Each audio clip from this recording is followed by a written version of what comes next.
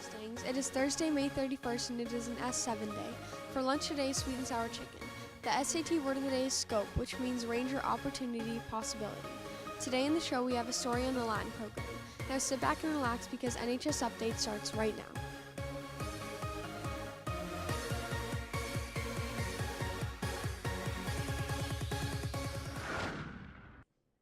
Good morning, Mustangs, and welcome to the show. I'm Ada Mulligan. And I'm Angelina Veron. There'll be a National Honor Society meeting at 2:30 on Tuesday in the GSU Lecture Hall. If you cannot make it, please see Miss Newman. Also, the Model UN is having a meeting in room 354 after school to discuss water pollution. All new members are welcome. Student Council elections for the 2018-2019 school year will take place in homeroom on Tuesday, June 12th. Any student interested in running should see Ms. Curtin in room 329 for a nomination form. Any juniors interested in running for an elected position must have attended the majority of student council meetings this past year. All nomination forms are due by next Friday, June 8th. Please see Ms. Curtin with any questions. The Library Lunch Book Club will be reading The Absolutely True Diary of Part-Time Indian by Sherman Alexie. Copies of the book are available in the library. The club will be meeting on Monday, June 11th. Recently, the NHS Latin program was fighting to keep their class. Brendan Bartuca brings us the story. Senior Pedro Gonzalez says he remembers why he signed up for Latin after taking Spanish in the middle school. Knew that if I could take the originator of the Romance languages, it might be easier down the road to learn other languages. Gonzalez says he liked the class so much, he's now part of the leadership that runs the after-school club. I am the consul of Latin Club, so kind of like a president or duo president type of thing, because I'm with someone else doing that as well. I love the class, it's super important. The culture behind Rome, you know, and the Latin language, it's a dead language, so it's really important to keep it alive. According to Gonzalez, the number of students taking Latin has decreased since he was a freshman.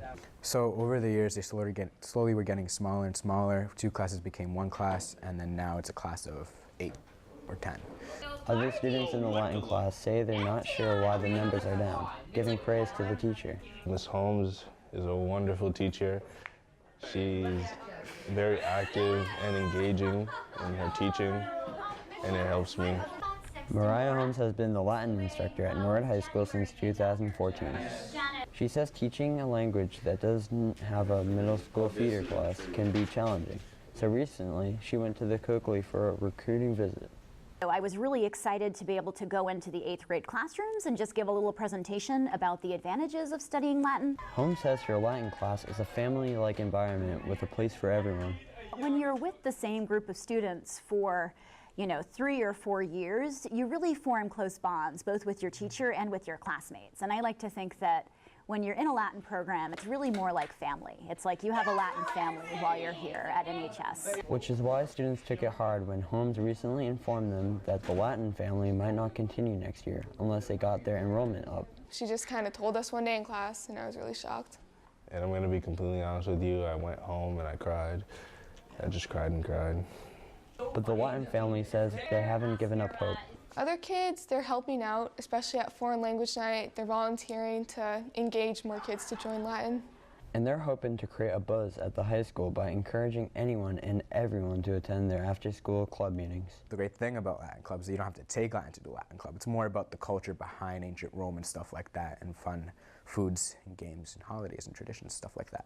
We had a Lupercalia celebration, which involved the sacrifice of a goat that was a piñata, not a real goat. But with all the new recruiting efforts, Holmes says she's confident the Latin family will stay intact. I actually have something like 30 kids signed up for Latin next year, which is really exciting. I really hope that the program will keep going strong here at Norwood. To sign up for these classes next year, see your guidance counselor or come to the next Latin Club meeting and join the family.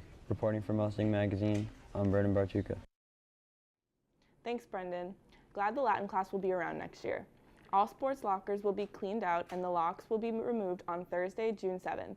Please remove all belongings from the lockers by Wednesday, June 6th. Any items left behind will be held for 1 week and then donated. See Ms. Bustler with any questions. Now we have Kevin Curtis with your sports update.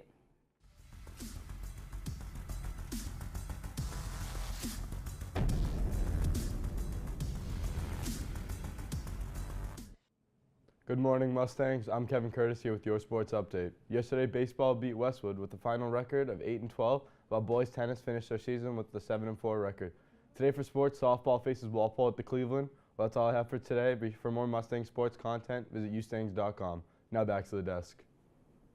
That's all we have for today. Check us out on mustang.media or hit us up on Facebook, Twitter, Instagram, or Snapchat. Have a swell day, Mustangs.